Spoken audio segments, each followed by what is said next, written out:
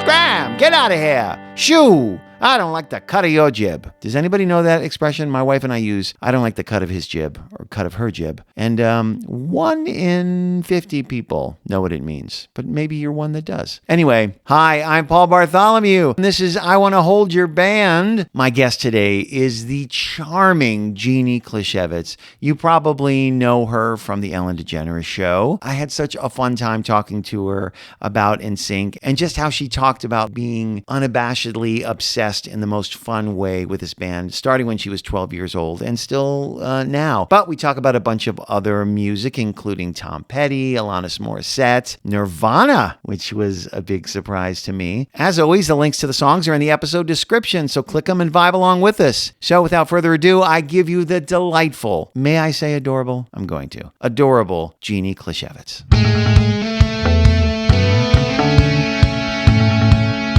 What's the first piece of music artist song that you remember? So the first thing I remember, I have to be 5 or 6 years old because I'm in the first house that I ever lived in. First of all, impressive that you remember when you were 5 and 6. Well, here's why. So it's U2, With or Without You, Where the Streets Have No Name. So I am 9 and 12 years younger than my brothers are. So I came along, and you know, if you're a little girl who comes after 2 boys, you're like kind of a spoiled brat. Yeah. Oh, they're like, brat. They take, hey, you... Don't mess with our sister. I don't know why I made them Brooklyn. Right, like... yeah. Chicago. So close. Oh, Chicago. Oh, really? So close. So I always wanted to be with my brothers. Even though they were so much older, I wanted to be around them. And so I can remember wanting to like just sit with my brother in his room. He must have, I don't know if he listened to the whole album. I don't even know if those 2 songs are on the same album, but I would go into his room and I would sit and watch him play on the Sega Genesis. And he would listen to U2, Where the Streets Have No Name, and With or Without You. Those songs, even listening to them now, it like transports me back in time to my brother's room. And our rooms were connected. Oh. It was an addition that my parents had put on the house. So I had a door that went from the hallway into my room. And then on the other side of my room was a door that went into my brother's room. So I would just like sneak in there and I would just sit and watch him play and listen to him listen to you, or watch him listen to you too. That's so sweet. I know. Did you look up to him, or was it just that you're like, I don't know, there's nothing better to do and I'm bored, so I'm gonna go in his room? I think I wanted to just be by my brothers. Yeah. You know, I can remember like sitting at the top of the stairs while my brothers were down in the basement with their friends, wanting to go down there and hang out with them. Oh. And so I think that was like, my brother had no friends. I mean, he did have friends. He'd be like, really, Jeannie, you said you didn't have any friends. He wouldn't have any friends over at that point in time. I can just remember it would be he and I in the room, and he wouldn't talk to me. I mean, let's be real. He was like 14 and I'm 5. Right. And I think like having brothers that were that much older, they really influenced a lot of what I listened to. Because, you know, as a 5-year-old, you're not listening to, or 6, 7, 8, 9. Totally. Like I think of being a kid, you know, 9 years and younger, and I can remember Tom Petty and U2, and my sister-in-law. My oldest brother is married to his high school sweetheart, and she loved Alanis Morissette, so I loved Alanis Morissette. And Jagged Little Pill was the first CD I ever bought. Oh, really? I was in 3rd grade. I was 8 years old, and I can remember, I don't know if it was my own money. I probably wasn't. How was I earning money at 8 years old? So my mom must have actually given me the money to buy it. And I remember being in our purple minivan. My mom, you know, we had a CD player in it, playing it. And I'll never forget my mom being like, I don't know if I should have let you buy this album. Because it really is not very appropriate. I want to go down on you in a movie theater. Okay, that I honestly... Would your mom hear that and be like, whoa. What is going on? Yeah, I think she was like, okay, why did I let you buy this? But that was like the first CD that I ever bought. And my brothers too, they used to think it was funny. Like I remember probably being 8 or 9 years old, and I was like kind of like the show pony when my brothers would let me hang out with them and their friends. You know, I'd try to like be funny and whatever, so they would let me hang. Right. And I remember they were listening to Tom Petty, Mary Jane's Last Dance. Mm-hmm. And there's a lyric that says like, oh my, oh hell yes. And I wouldn't say hell. Like I would keep like beep. I'd go like, oh my, oh beep yes, because I didn't want to say it in case my mom was around. And I always remember them laughing. And I didn't really understand why. And I'm like, oh, because this is about something that is so much more adult. This is comical to see a little 8-year-old girl singing about Mary Jane. So when I was a kid, I had this little, it was curved on the top and it had a little handle, and it was a little cassette tape with a microphone attached. And I loved to like sing and do all that stuff. So I would put the cassette in, you would press record, and then you would sing. And we had a piano in our house. No one plays piano. I don't know why we had a piano in our house. This is like almost everybody says that we had a piano in our house. No one played it. No one played piano. Like, where did we get the piano from? I do not know. But we had a piano in the house, and we had all these piano books. And in one of the piano books was, one of the songs was Piano Man by Billy Joel. And on this cassette, again, I wish I knew where it was, I sing I think there's 4 verses of Piano Man. And I laugh because in either the second verse or the fourth verse, he sings, "The microphone smells like a beer." Yeah. And in it, I'm like singing, "And the microphone smells like a Coke," because I thought like beer was so bad. But then in maybe the fourth verse, he talks about the businessman slowly getting stoned. And I like sing that so loud and proud. Because you don't know what that is. No clue what that is. Literally no clue. So again, I was listening to this music that I probably should not have been listening to. But when you're a kid, you're just so oblivious to it. You don't know. They're just words with just music. words. You're not aware at all. No, not at all. Wait, I'm curious. Would it play the song and record your voice? No. It was just me singing a cappella. You would put it in, you would press record, and the microphone was like attached with a little loop-de-loop thing. Yeah. Cord. And I would just like walk around singing it. And You sang all four verses of Piano Man a cappella. Honestly, I don't want to bore everyone, but I probably could remember them all if I started singing them right now because I would do it over and over and over again. I also think on there, I did my own like personal diary. I was probably in 2nd grade where I said like, don't tell anyone, but I like Steve Kirklis. That was his name. Steve Kirklis? Steve Kirklis in 2nd grade. It was my way to perform. It was my way to like reveal my deepest, darkest secret. Okay, I'm going to give you a test. They sit at the bar and put... and put something in my jar. And they sit at the bar and... Bread? Yes! In my jar? Good. Say, man, what am I doing here? See? You got it. They sit at the bar and put bread in my jar. I was like, hang on, let me go back. Yep. Okay, so we're going to start with one of your favorite bands, which is NSYNC. I know. And one of your favorite songs, which is Here We Go, Yep. from the 1997 self-titled album, NSYNC. Of course. So tell me, I mean, I know NSYNC, but I don't know NSYNC. So what were they to you? Wow. So I was born in 1986. NSYNC really kind of got their start in 1998. Okay. When it was called NSYNC in Concert. And it was on the Disney Channel. And the Backstreet Boys were originally supposed to do it. They didn't for some reason. The Backstreet Boys were first, right? Backstreet Boys were first. But NSYNC was available that day. I don't know what the lore is, but they got that slot. I have a really poor memory. So when I remember something from childhood, it is like it happened. I'm like, I know this is right because I remember next to nothing. But I am at my friend Marissa's older brother's 8th grade graduation party would be my guess. It's July of 1998. And we're in her parents' bedroom. They had a TV in their bedroom. And there are these like 5 guys dancing on the stage. And it literally was like, they knew the formula. They knew what to do to make a 12-year-old girl just like lock in and not take their eyes off of the screen. I didn't know who they were. I didn't know any of their names. Like truly from the second I saw them on the screen, I was obsessed. Completely, utterly, totally crazy obsessed. And back then, I guess maybe this happens a lot, but they would do reruns. So they would play the concert over and over and over again. So I would watch it over and over and over again. So this is mid-July, and I was so obsessed, and my parents are the best humans ever. So much so that I also learned that they were on tour and they were coming to Chicago at the end of July. Now, I don't know if the tickets went back on sale or whatever, but the tickets hadn't gone on sale yet. They were going on sale that week. And I can remember being with my dad at Jewel Osco, which was like our local grocery store. Osco. That was where Ticketmaster was because Ticketmasters were like in the grocery stores. Is that how it was for you? Yeah, I vaguely Or like remember maybe that. like at the Macy's or the mall, whatever. But for us, there was a Ticketmaster at the Jewel Osco, and they went on sale at, I'll say it's like 10 a.m. And standing with my dad to get his tickets, and he was going to take me. So he bought the tickets, and they were at the House of Blues. I think it was right at my birthday is July 29th. So I think it was maybe like July 28th. Smaller venue? It was such a small venue. I still have the t-shirt that I got. I can remember the room. It was like standing only. And then there was like a balcony around, but we were on the main floor. And I'm short. Right now I'm almost 40 and I'm 5'1", barely 5'1". So I was super short. And my dad, I was there with my friend Becky, and my dad took us. And he had was talking with, I don't know if it was a bartender, but my dad is very, very friendly, very personable, and somehow convinced them to let us have their bar stool so I could stand on it because I was so short. So I will never forget standing on it, and they came out in these space suits. What were they doing? I don't know why. space suits. They have on like They astronaut absolutely came out in helmets. space Right? suits. It totally makes sense. Yep. They have on astronaut helmets, and it is like a scream that it pierces my ear now thinking about it however many years ago or this was. And I mean, probably coming from me. It was such a cool time to be a preteen. They were like early talented. Teenager. They were so talented. They are such good singers. Again, they knew the formula of like, what will girls like? And I mean, they probably knew, from Boyz II Men, New Kids on the Block. Like it certainly had been Boy bands. started. But I feel like they were just the center of the universe. And so to be a part of their fandom was such a big deal. I have a couple questions. Okay. So my first question is, at what point did they take the space helmets off? Pretty much right away. Right away. Yeah, they did a few Did they dance do moves. this or did they do this? Oh, good question.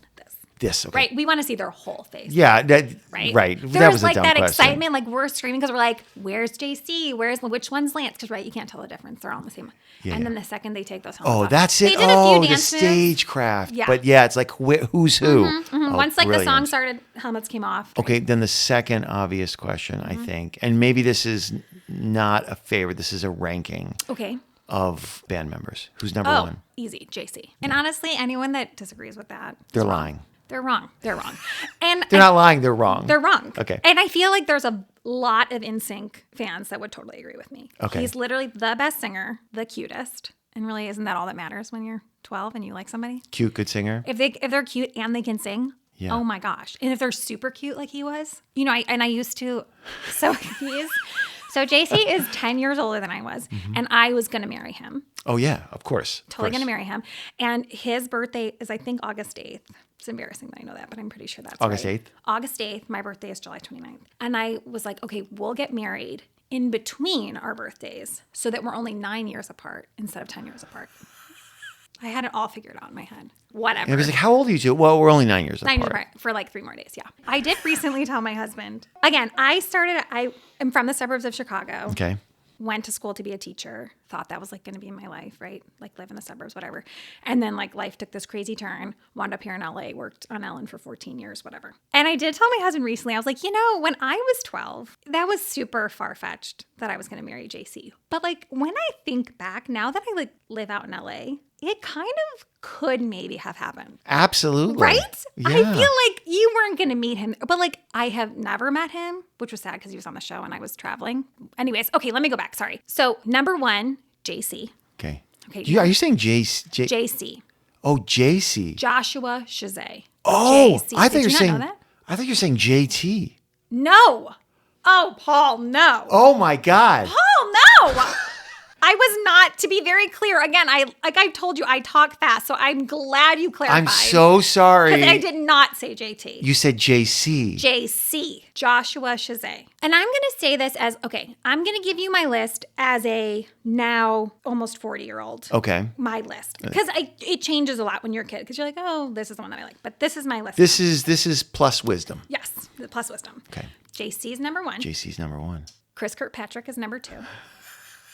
Do you remember him? He had the crazy braids. Is he the one that, like, when I looked at the thing briefly, his hair would always come down pieces into his face? He definitely had that, but Okay. he was really known for having like I don't really know what they were, but they were like braids and they were black and white. I'm sorry, that's so funny. That I was like, is that her Chicago accent that she keeps saying JC? It's like J. I'm so glad I clarified So that. glad Okay, you clarified okay, too, okay, okay. because So, you're going to be shocked. okay, so JC, then Chris Kirkpatrick. Okay, and Chris here's my Kirkpatrick. reason why Chris Braids Kirkpatrick guy. is number 2. Okay. He follows me on Instagram. I don't know why. And I literally I put out like one reel about it. I didn't tag him in it because I'm afraid he followed me on accident and I don't want him to unfollow me. But I can't believe it. And He still followed you? he's still, yeah. I haven't checked like this week, but I definitely checked recently and he was still following me. And I also did stand in line probably at like 13 years old. He came out with like a t-shirt or something. And I stood in line at a Nordstrom to try to meet him. But I didn't get to meet him. They like cut off however many people in front of me. So number 3 would probably be Lance Bass. Okay. Okay. Number 4 is Joey Fatone. Okay. And here's what I'm going to say. 2 through 4. It's kind of hard for me to put them in order. Oh, okay. But then I can have a big gap and say with the utmost confidence, and maybe this is going to cancel me. It's where I think we're moving away from being canceled, especially for this hot take. Okay, good. Number 5 is JT, is Like- Justin Timberlake. Like a distant 5. Like a distant 5. Now, Like if I could pause for a really long time I would pause for a really long time. Honestly, would maybe This is not so even have them on the enjoyable. list. Yeah. Would the 13-year-old you have done that same order? Okay, probably not, but I would have not put Justin Timberlake first. Ever? Never.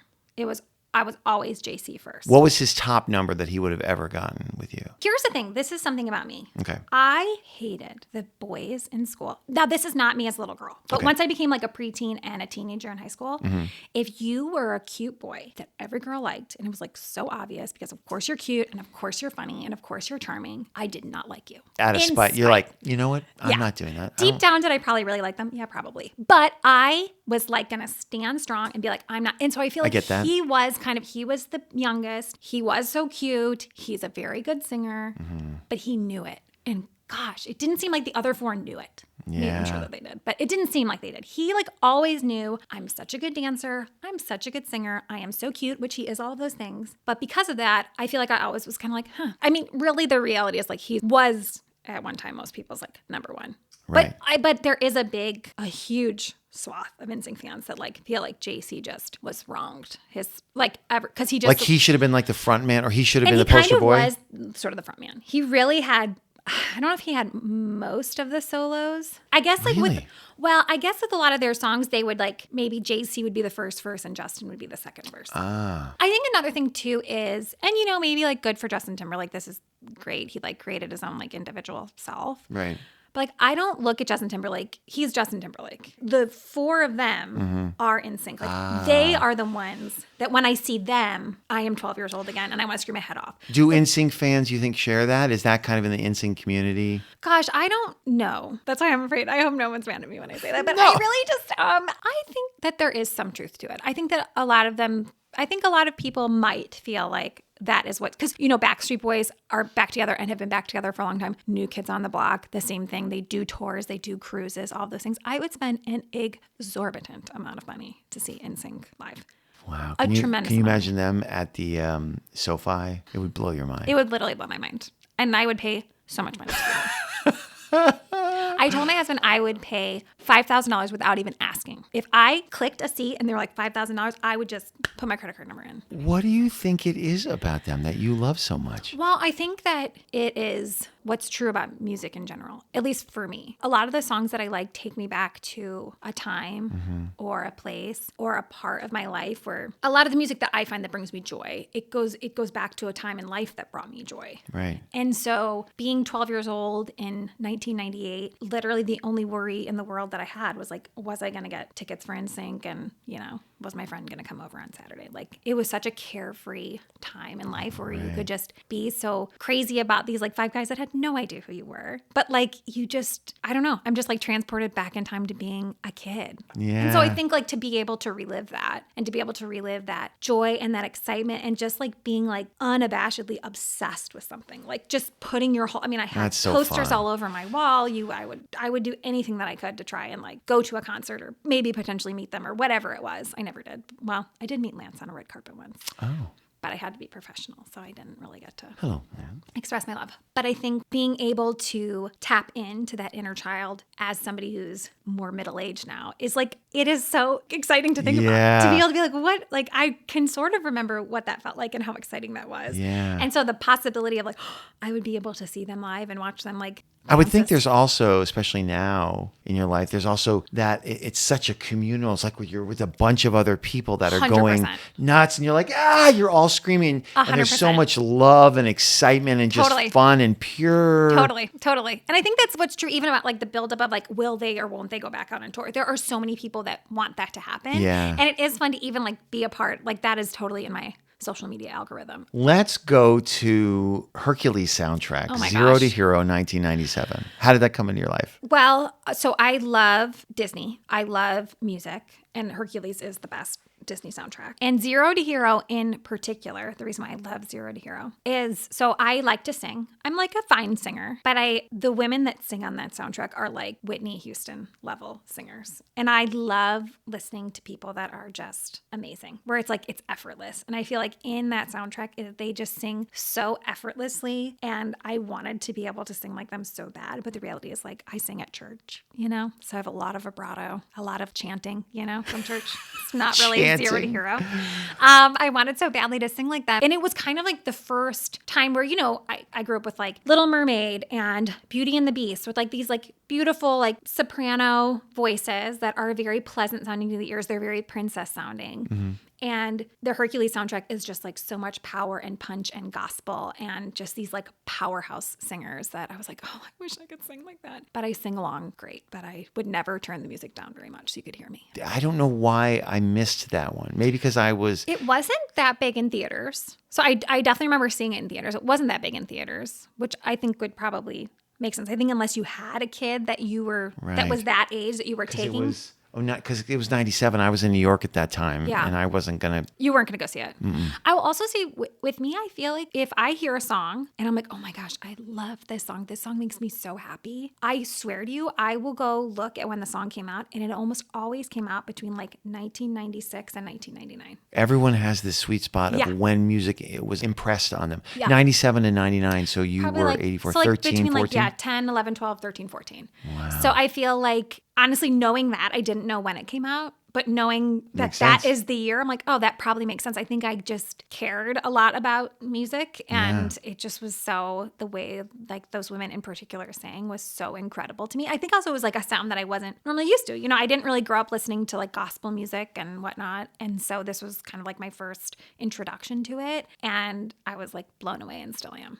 And I think they're doing a live action one. Oh, really? Yeah, I think so. Let's stay in that vein, and I want to ask you about Joseph and the Amazing Technicolor Dreamcoat. Oh my gosh. So I love musicals. And there was a little local theater in one of the suburbs. So I grew up in the suburbs of Chicago. And in like the suburb next door. What's the town?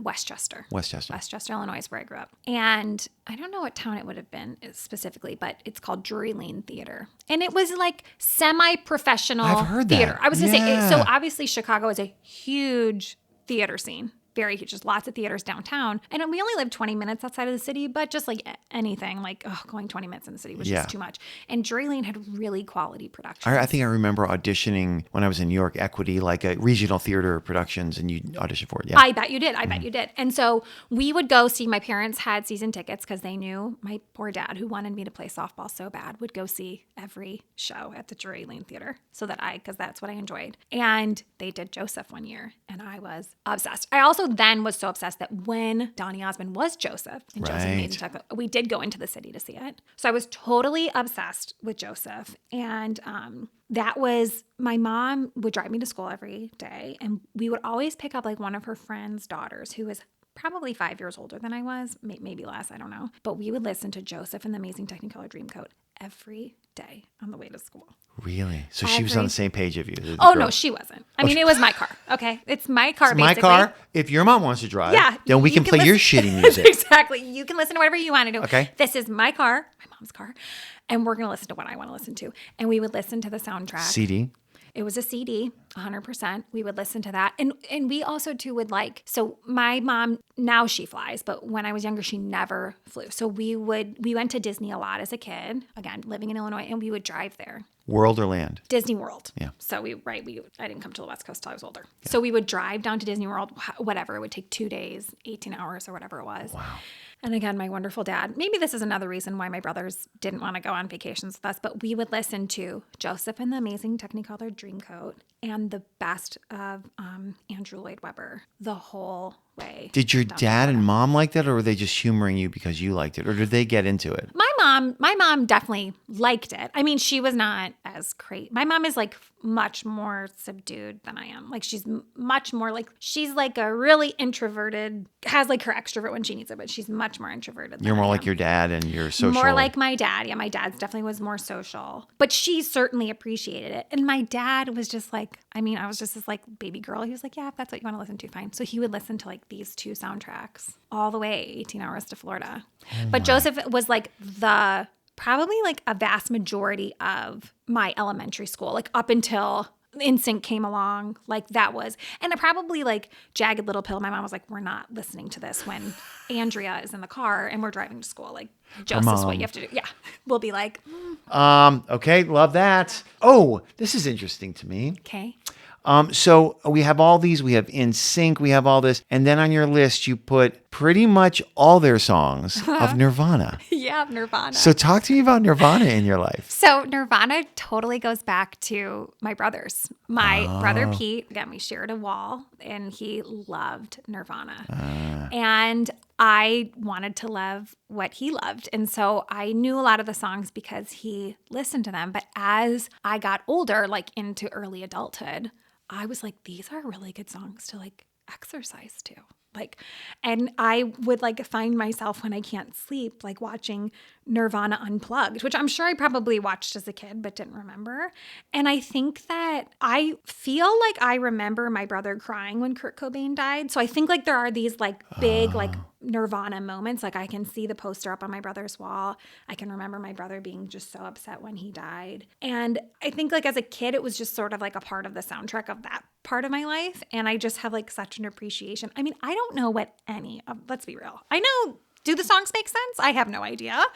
But I'm like, these are so catchy. They're just so good. You know them as like melodic songs. 100%. Not all the angst or any of that stuff underneath. I literally am like, never have really been angsty. Like even when I was a preteen, like so it's right. I was never angsty. I was always We have a lot of similarities. really Jeannie. crazy, like pretty easygoing and whatnot. Yeah. So it really does not match up that I like them so much. But filling out, like it was so fun. I spent far too much time on this questionnaire, but it was so fascinating, really, because I think like I don't really listen to music a ton now. Like maybe if I'm exercising, I listen to music, but I probably listen more to podcasts, like things like that. And so going back and being like, okay, what music do I really like? Like what really matters and means something to me? It all goes back to being like a preteen and a kid. And like what, when I hear it, I'm like, oh my gosh, I love that song like that. Right. And Nirvana just truly does not match up with my personality at all. Like it is the like my best friend David's always like, when I told him, I'm like, oh, I'm going to do this podcast with Paul and whatnot. I was like, what are songs that, he's like, the number one thing you need to say is that you like Nirvana. So what I want to say too about Nirvana, I think, because I'm trying to think like, okay, what are some songs that really stuck out? And I think it's Lithium. And I think as a kid hearing I'm so ugly, but that's okay because so are you was like something I understood. Yeah. I was like, oh, this is kind of funny. Again, I don't know what he meant by that, but like there are these like little glimmers of being a kid of so I sort of thought I understood what it was, but because it was something that my brother listened to, I was like, oh, this is something that I like. Well, Jeannie, I think if I keep going, I'm being greedy. Thank you, Paul. This was so fun. It was so fun to like go back in like the treasure trove of my brain and think about like what songs and what bands and albums like really mean something to me. And it was so nostalgic. And so I just thank you for having me. You're going to listen to it and you're going to be like, I'm actually kind of cool, I feel like. I mean, I'm also going to like go on the drive home and like listen to all these songs too. You should. Well, thanks for driving out here. Thank you, Paul.